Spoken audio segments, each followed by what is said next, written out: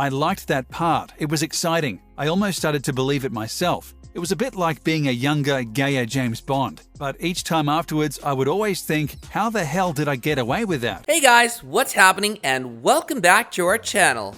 Before Elliot Castro was old enough to vote, he had stolen almost $3 million. The Scottish fraudster had a dangerous combination of intelligence and criminal instincts that led him to pull off this amazing heist. With a clever mind and amazing tactics, he was able to steal money you can only imagine. Here's how a 16-year-old stole $2.8 million. Number 2. How it all started. Elliot Castro was born in Aberdeen, Scotland, and grew up in the Logie area of Aberdeen with his father Carlos and mother Jane. He went to Kime Hill Primary School. At the age of 7, he moved to Chile with his family before returning to Scotland, where they lived in Glasgow. Other than moving around, he had a pretty normal childhood, but there were surely some reasons which led Castro to steal $2.8 million. Castro describes finding a credit card on a train platform as a teenager. Instead of doing the right thing and turning the credit card in, he pocketed the credit card and tried to use it for his train fare. Even though the police boarded the train and caught Castro, he describes this as his first run-in with criminality. Unfortunately, Castro liked the feeling and wanted to experience the rush again.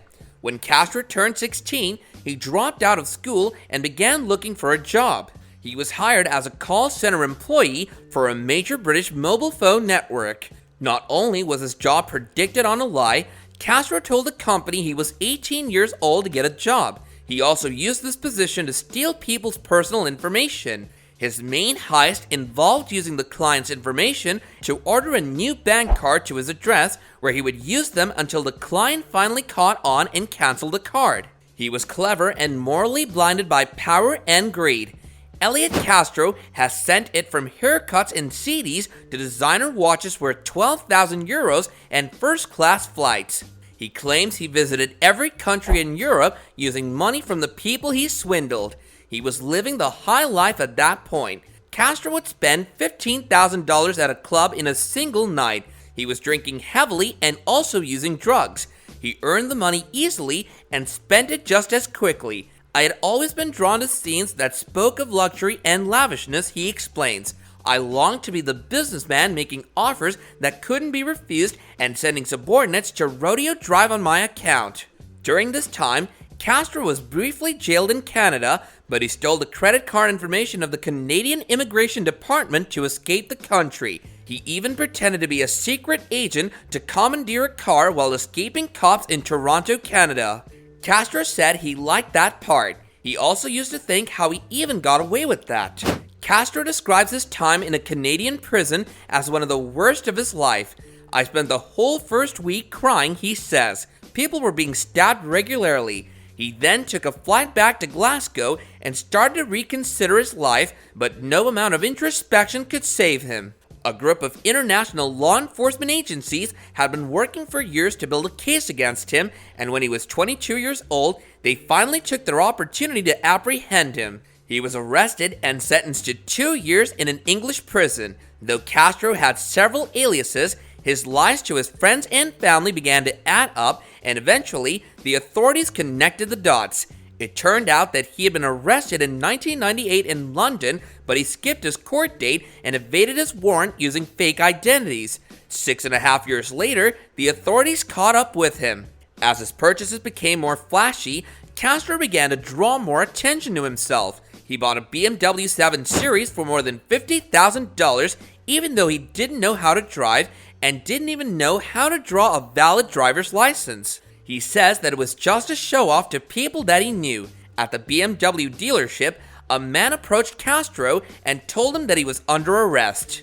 At the time, Castro had dozens of credit cards with different names in his wallet, and he knew that his days of lying were over. Castro finally decided that he had enough of his career of theft. He decided to turn his life around when he left prison and became a highly respected, independent fraud prevention consultant. He is now dedicated to helping businesses, financial institutions, and law enforcement departments to keep their assets secure. His previous clients included Barclays, Metropolitan Police, IATA, and many more. Said, I liked that part. It was exciting. I almost started to believe it myself. It was a bit like being a younger, gayer James Bond. But each time afterwards, I would always think, how the hell did I get away with that? Number 1.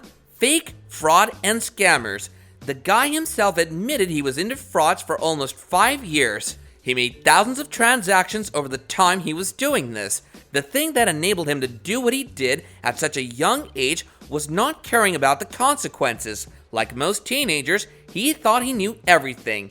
Those were some serious things. The 36-year-old guy lived in Glasgow. He spent around £2.5 million of other people's money. The first thing he was involved in anything like that was by accident. He found a credit card on the train and he thought he should do something with it. So he used it to pay for the train tickets for his schools just to keep the money and buy some sweets. But the police came on that train and then he got caught. Castro states that this illegal activity was ramped up after he lied about his age on a work application with a cell phone firm at 16 years of age, saying that he was 18. He was quickly recruited and started stealing customer personal information, using company-held information to defraud customers by tricking their banks to send fresh bank cards to multiple addresses where he would collect them and use them for his gains. At first, before he knew the potential of what he could do, he would buy CDs, haircuts, and even clothing. When his crimes intensified, he continued investing lavishly. He bought a $12,000 Rolex watch, spent upwards of $15,000 on nightclubs, and traveled all over the country. Castro appears to have flown with his victims' money to every country in Europe. Once he realized the potential of what was happening, that was when it became clearer to him that the sky was the limit. He was going mental. He was rinsing the card and traveling all over the place. He had been to pretty much every country in Europe at one point. He had been to North America, South America, and whatnot. He was jailed briefly in Canada and stole the credit card of the Canadian Immigration Office to book a flight back to Glasgow. I never thought I'd be caught. Literally never thought it would come to an end. It all went wrong when I got greedy. It's so sad that such a promising prodigy chose to waste his ingenious talents for such an underhanded and unlawful lifestyle. But he seems to have gotten his life back on track as of late. And we hope he can keep this up for the remainder of his life. Do let us know your thoughts about this in the comments section below, while also hitting that like button and subscribing to our channel if you want to catch up on more awesome videos like this in the future. Until next time, take care and goodbye.